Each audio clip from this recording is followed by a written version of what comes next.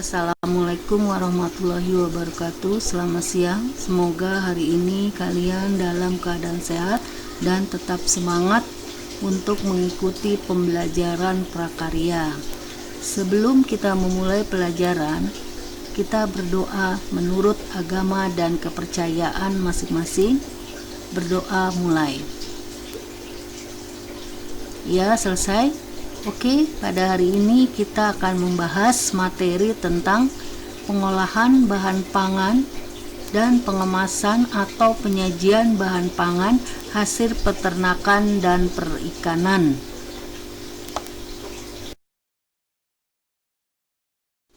Baiklah, sebelum kita lanjutkan pada materi hari ini, kita ingat kembali materi minggu lalu, yaitu tentang bumbu dan rempah-rempah.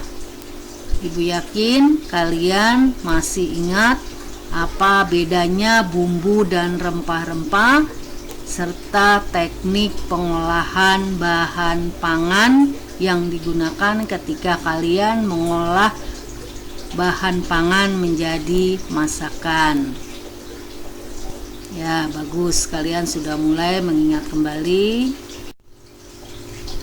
Adapun tujuan pembelajaran pada hari ini adalah: 1. Siswa diharapkan dapat membuat perencanaan pengolahan bahan pangan hasil peternakan dan perikanan. 2. Siswa dapat menyebutkan macam-macam alat penyajian dan pengemasan. 3. Siswa dapat menyebutkan tujuan dari alat pengemasan atau penyajian makanan.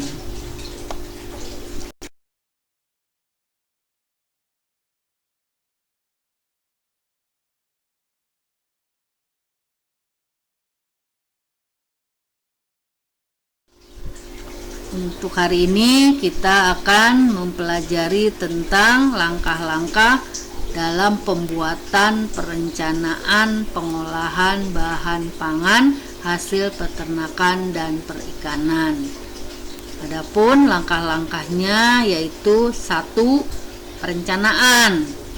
Dalam perencanaan ini ada identifikasi kebutuhan, ada ide gagasan. Yang kedua adalah pelaksanaan. Di dalam pelaksanaan kita harus menyiapkan bahan dan alat serta cara membuatnya. Kemudian yang ketiga adalah pengemasan atau penyajian untuk masakan yang telah kalian buat. Kalau sudah, yang keempat adalah tahap evaluasi, di mana kalian mencoba masakan yang telah dibuat, seperti rasanya, warnanya, teksturnya, tampilan dari masakan tersebut. Kalau sudah, jangan lupa kalian membuat hal-hal yang perlu kalian perhatikan atau untuk menjaga keselamatan kerja selama kalian mengolah makanan atau masakan.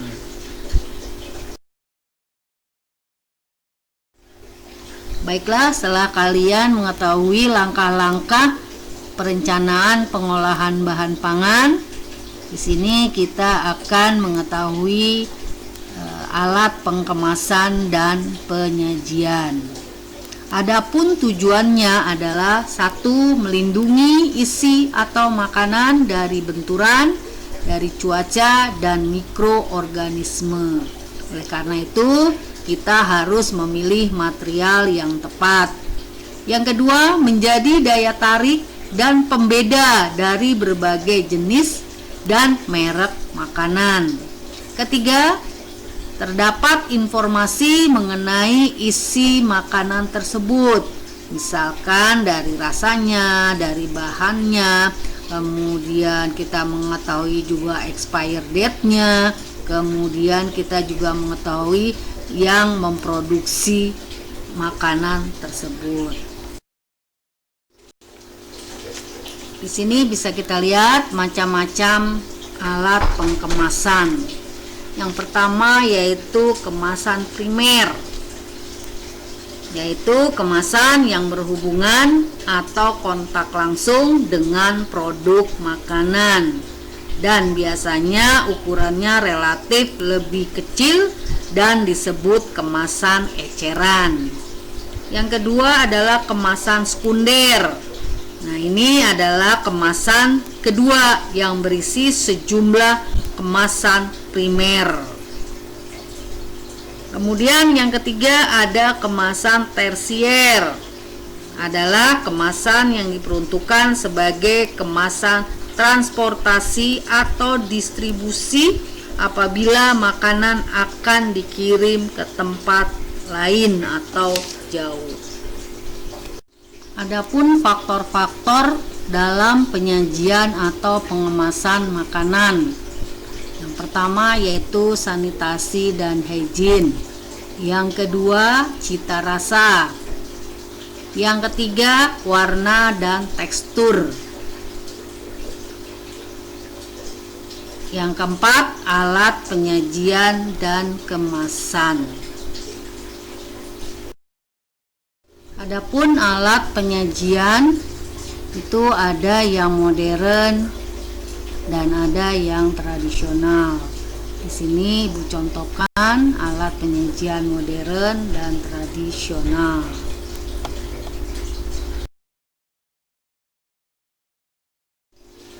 Alat pengemasan pun ada dua macam. Yang pertama adalah kemasan tradisional, yang kedua kemasan modern. Kalian bisa lihat gambar alat kemasan tradisional dan alat kemasan modern.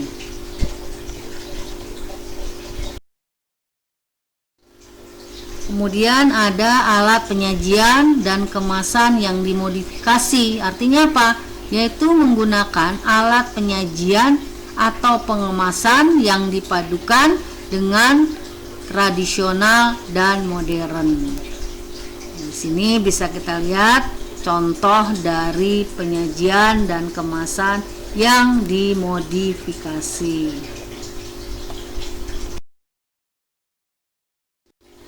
Dengan mengucapkan alhamdulillah, materi hari ini sudah selesai, yaitu tentang pengolahan bahan pangan, hasil peternakan dan perikanan, serta macam-macam alat pengemasan dan penyajian.